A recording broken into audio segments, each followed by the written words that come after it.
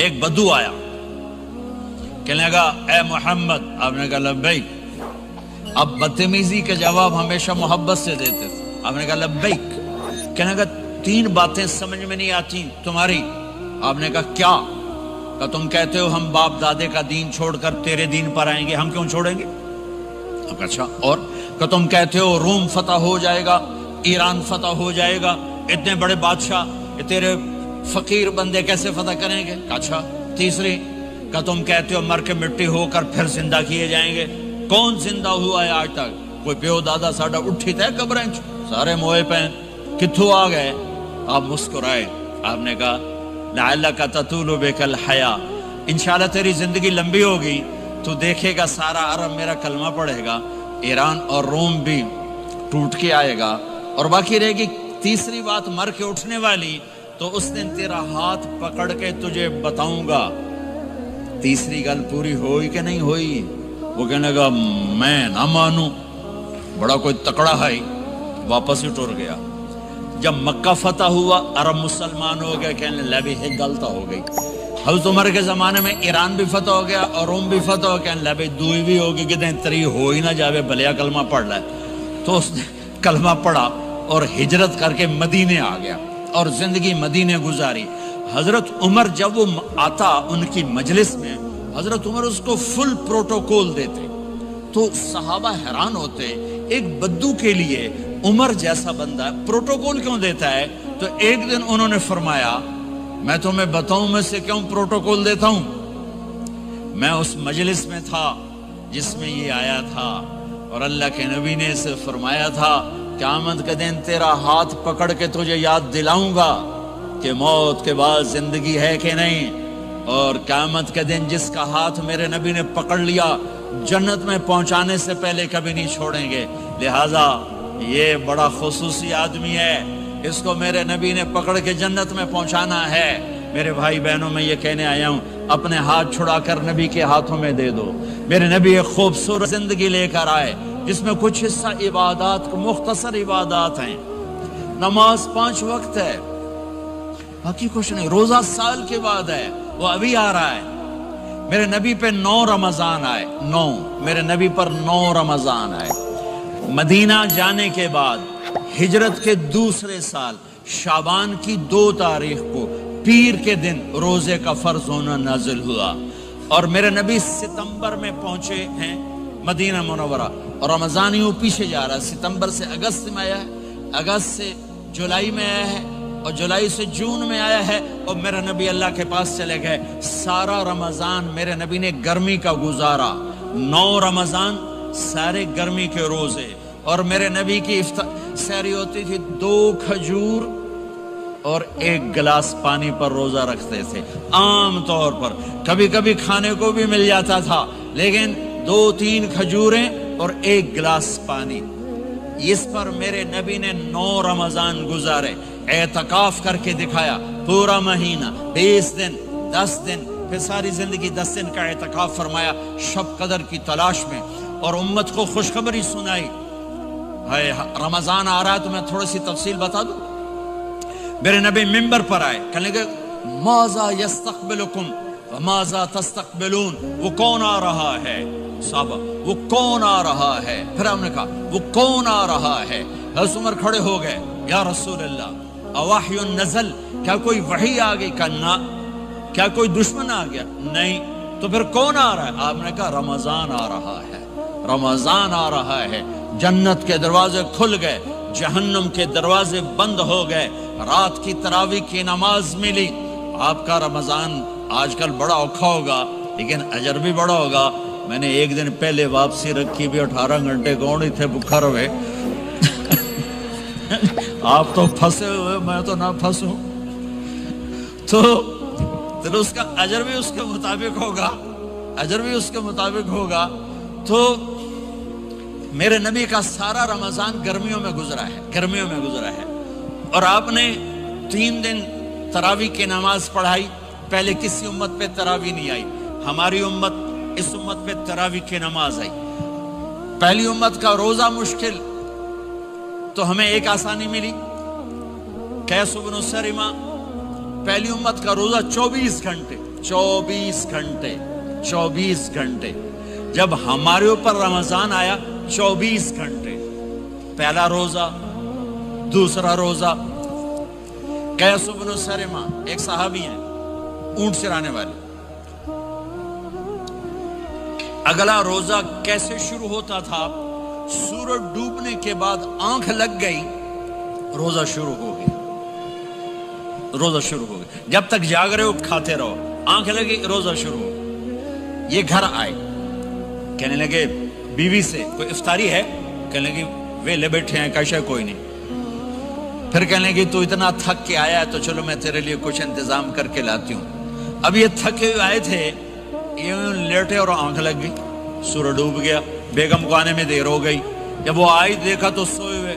کہا لگتا ہے ابن سرمہ، ارے سرمہ کے بیٹے تیرا تو کم ہو گیا. ان کی آنکھ کھلی، کیا ہوا؟ کہ اگلا روزہ شروع ہو گیا.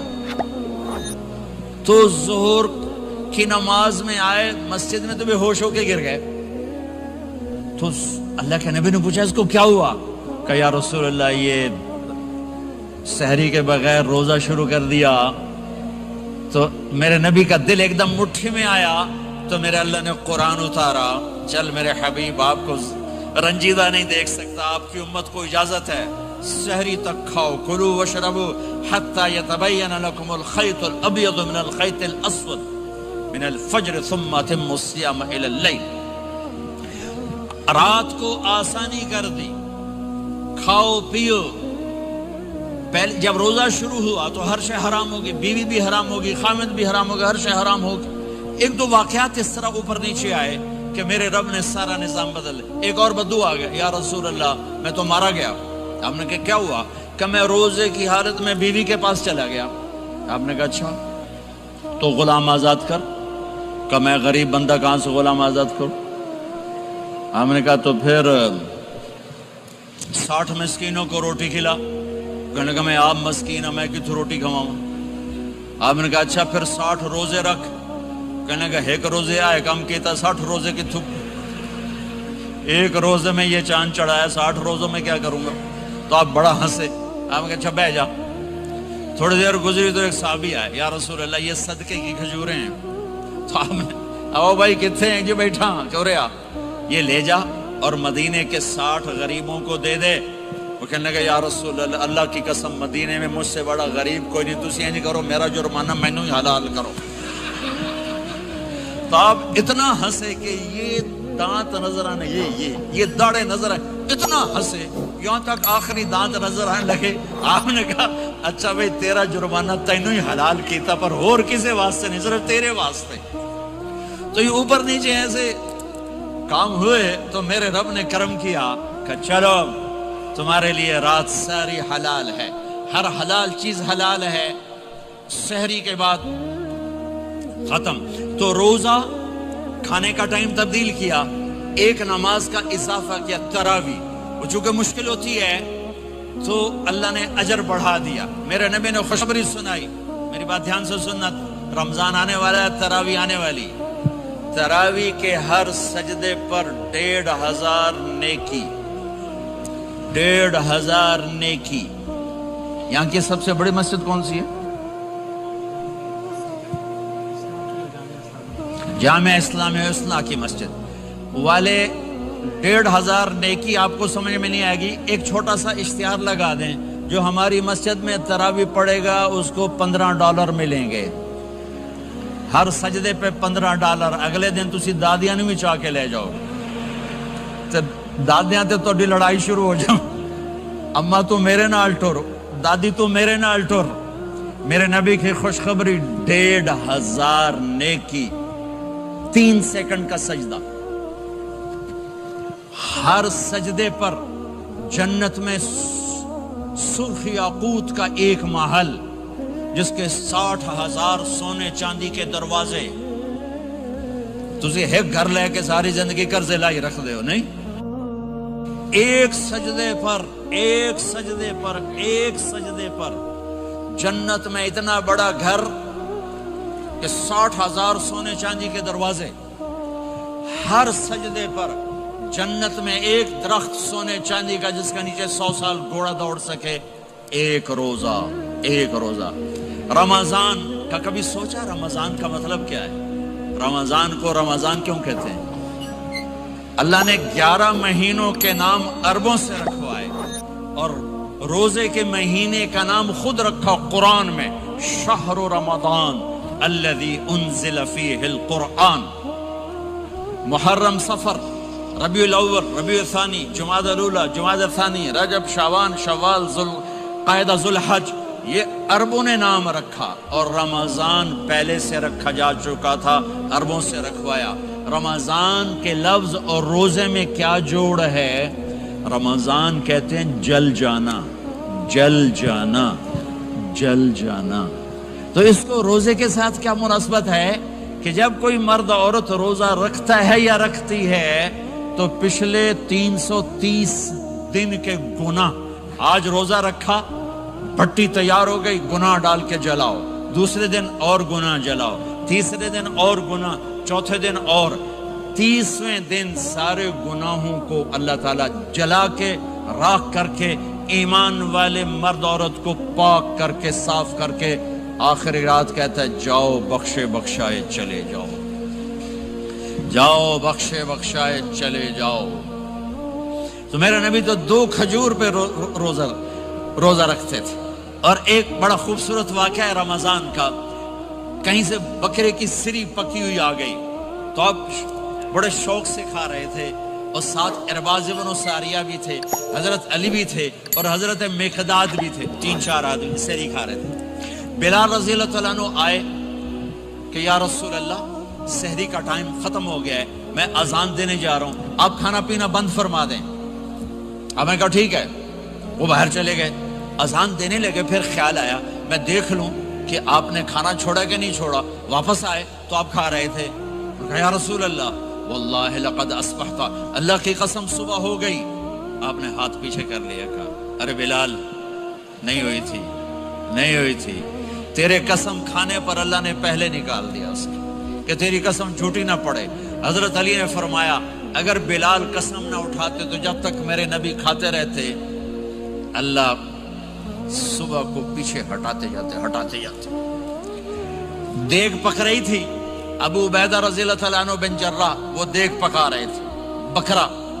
آپ نے کہا ابو عبید یہ مجھے بکرے کی دستی پکڑانا، اگلے بازو، آپ کو اگلے بازو کا گوشت پسند تھا، گردن کا گوشت پسند تھا، یہ کمر کی پٹھ کا گوشت آپ کو پسند تھا، دودھ پسند تھا، برنی کھجور پسند تھی، عجوا کھجور پسند تھی، تازہ روٹی پسند تھی۔ آپ یا تازہ کھاتے تھے یا فاقہ، توڑی طرح نہیں 8 دن دے پکا کے فریڈن ٹھوک دے ہو تو کٹ کے گرم کیتی رکھو تو کھاتی رکھو، یا آپ تازہ کھاتے تھے یا فاقہ فرماتے تھے۔ ایک دفعہ فتح مکہ پر ام ہانی کے گھر آپ نے باسی روٹی کھائی، ورنہ آپ نے ہمیشہ تازہ یا فاقہ، یا تازہ یا فاقہ، کبھی جس کھانے پہ رات گزر جاتی اسے نہیں کھاتے تھے۔ تسی ماشاءاللہ 8 راتوں جو کھدی جاندے ہو۔ ہاں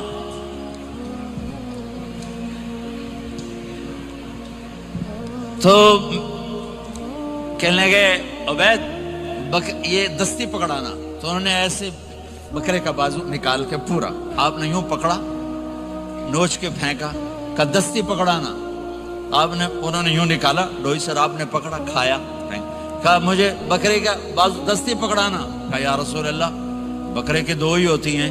آپ نے کہا تیرا بھلا ہو جائے، اگر تو میرے کہنے پہ ڈوئی ڈال دیتا، جب تک میں کہتے رہتا اللہ مجھے نکال کے کھلاتا رہتا، اللہ مجھے نکال کے کھلاتا رہتا۔ اللہ نے رمضان بھیجا ہوا ہے، رمضان آ رہا ہے، اللہ کی رحمتوں کا جنت کے دروازے کھل گئے، جہنم کے دروازے بند ہو گئے، ایک دوسرے کو معاف کر دو، روزے کی حفاظت کرو۔ آپ بہت سے بہن بھائی آئے بیٹھے ہو، لڑے ہوئے ہوگے، ناراض ہو گئے، میاں بیوی لڑے ہوئے ہوں گے، بھائی بہنیں لڑی ہوں گی، رمضان آ رہا ہے، تیاری کرو۔ جیسے حج پر جانے سے پہلے معافیاں مانگتے ہو، رمضان سے پہلے بھی ایک دوسرے سے معافی مانگو، ایک دوسرے کو معاف کرو، ایک دوسرے کو درگزر کرو، خود جا کے معافی مانگ لو، اللہ آپ کا مقام اونچا کر دے گا، مرتبہ اونچا کر دے گا۔ آخری رات اللہ تعالیٰ فرماتے ہیں جاؤ، تمہارے رات کی قیام اور دن کے روزے کے بدلے تمہیں سب کو معاف کر دیا، مانگو، اور ایک رات اللہ نے شب قدر بنائی جو 1000 راتوں کے برابر کر دی۔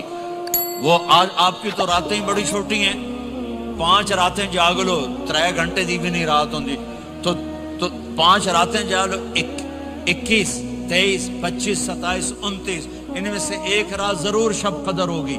ایک رات کا جاگنا 80 سال کی عبادت سے بڑھیا ہو جائے گا، صرف ایک رات کا جاگنا، ایک رات کا جاگنا۔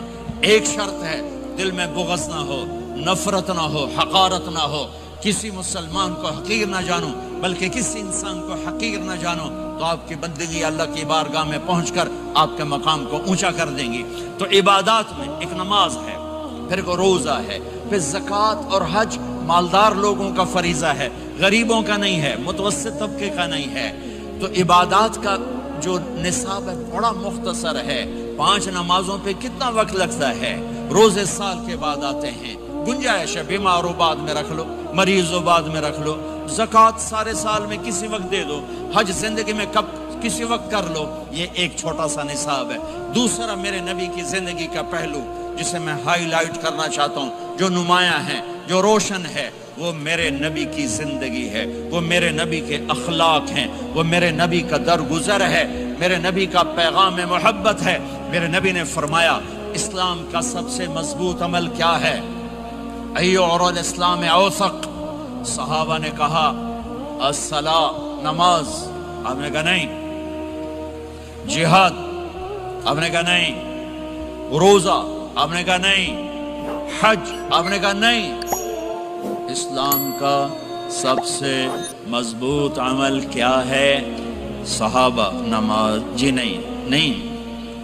جہاد نہیں، روزہ نہیں، حج نہیں۔ اچھا یا رسول اللہ پھر کیا ہے؟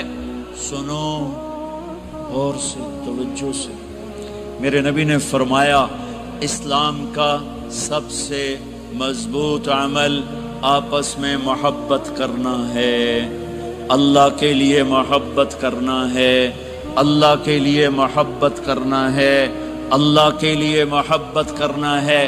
اسلام پیغام محبت ہے، میرے نبی کی زندگی محبت کی پوری تصویر ہے، کسی سے نفرت نہیں، بغض اللہ کے لیے، محبت اللہ کے لیے، یہ اسلام کا سب سے مضبوط عمل ہے۔ میرے بھائیوں، میری بہنوں، اب دور دراز جگہ میں ہو، اب آپ یہیں کے، جن کے پاس پاسپورٹ ہیں وہ یہیں کے شہری ہیں، یہ آپ کا دیس ہے، یہ آپ کا وطن ہے، اسے محبت سے بھرو۔ پاکستان کی نفرتیں یہاں نہ زندہ کرو، ہندوستان کی نفرتیں، بنگال کی نفرتیں یہاں مت زندہ کرو، آپس میں امت بن کے رہو، مذہب کے نام پہ مت لڑو۔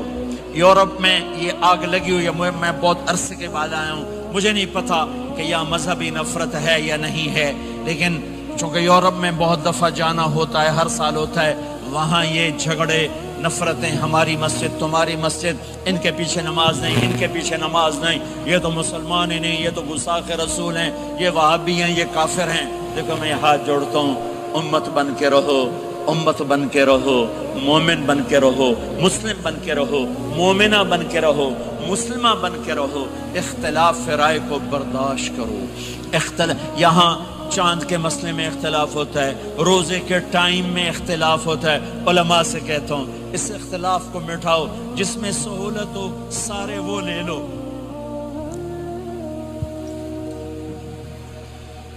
امت میں تفریق نہ پیدا کرو، یہ علماء کے سامنے ہاتھ جوڑتا ہوں، جس میں امت کو زیادہ سہولت ہو، ما خیر بین امرین الا اختار ایسرہما، 2 کام جب میرے نبی کے سامنے ہوتے تھے، جو مشکل ہوتا تھا چھوڑ دیتے تھے، جو آسان ہوتا تھا لے لیتے تھے۔ تو میرے بھائی بہنوں، یہ مذہب کی نفرت پاکستان میں، بنگلہ دیش میں اور انڈیا میں آگ لگی ہوئی ہے۔ امت بن کے رہو، امت بن کے رہو۔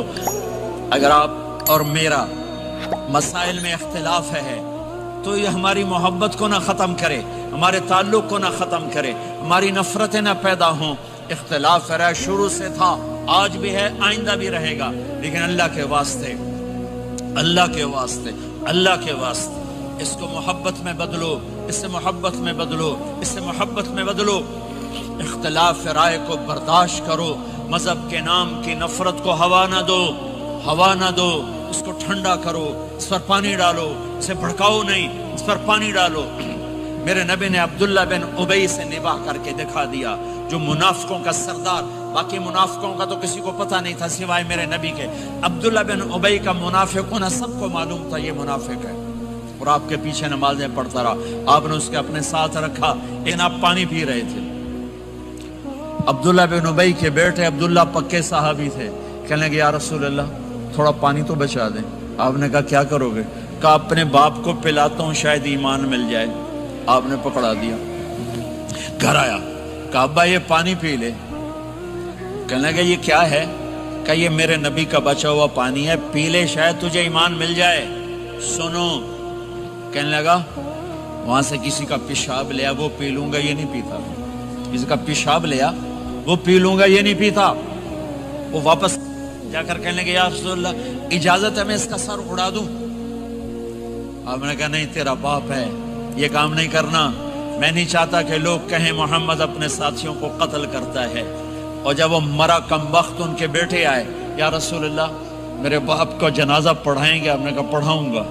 کفن دیں گے؟ کہا دوں گا۔ کہ اپنا کرتا دے دے، آپ نے کرتا اتار کے دیا، جا اس کو کفن دے دو، کہ شاید کم وقت بخشا جائے۔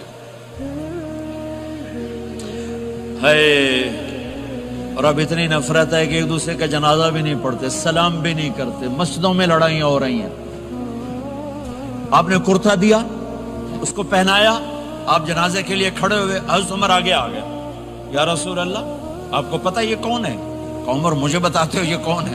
مجھے نہیں پتا کون ہے۔ کہ اس کا آپ جنازہ کیوں پڑھ رہے ہیں؟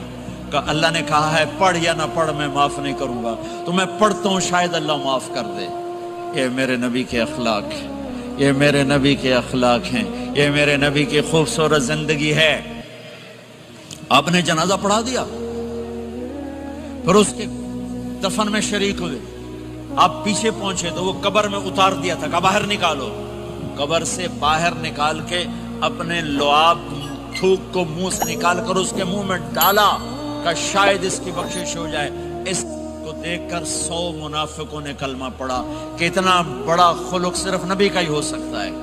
تو میرے بھائی بہنوں، بہت بڑا مجمع آیا ہوا ہے۔ میرے نبی کی زندگی کا دوسرا پہلو، میرے نبی کی زندگی، معاشرت، پاکیزہ اخلاق، محبت بھرا پیغام، ماں باپ کے لیے، بیوی کے لیے، بیوی کا خامد کے لیے، بہن بھائیوں کا ایک دوسرے کے لیے، یہ ایک خوبصورت زندگی ہے جو آج ہم بھول چکے ہیں، مٹ چکی ہے، مٹا چکے ہیں۔ میرے نبی کے خوبصورت اخلاق، میرے نبی کا درگزر کرنا، میرے نبی کا معاف کرنا۔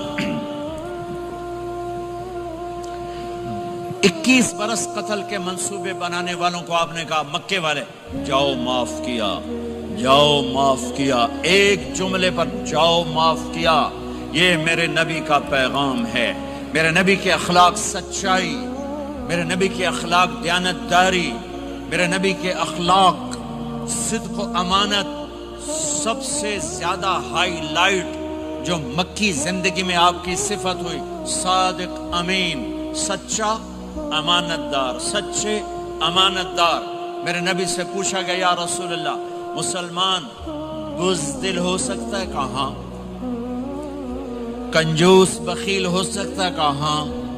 یا رسول اللہ مسلمان جھوٹ بول سکتا ہے؟ کہ نہیں، جھوٹ نہیں بول سکتا۔ میرے نبی نے فرمایا یتبع المومن علی الخصال کلھا، ہر مسلمان مرد عورت بڑے سے بڑا گناہ کر سکتا ہے، لیکن اگر میرا امتی ہوگا دو نہیں کرے گا، دو نہیں کرے گا، دو نہیں کرے گا۔ ایک جھوٹ کبھی نہیں بولے گا، ایک دھوکہ کبھی نہیں دے گا۔ ایک جھوٹ نہیں بولے گا، ایک دھوکہ نہیں دے گا۔ ایک جھوٹ نہیں بولے گا، ایک دھوکہ نہیں دے گا۔ اور جب اللہ تعالیٰ جنت میں سب سے پہلے اپنا دیدار کرائے گا، سب کو جنت میں، بھائیو یہ تو کوئی زندگی کوئی نہیں ہے۔ جب مال جمع ہوتا ہے تو موت آ چکی ہوتی ہے۔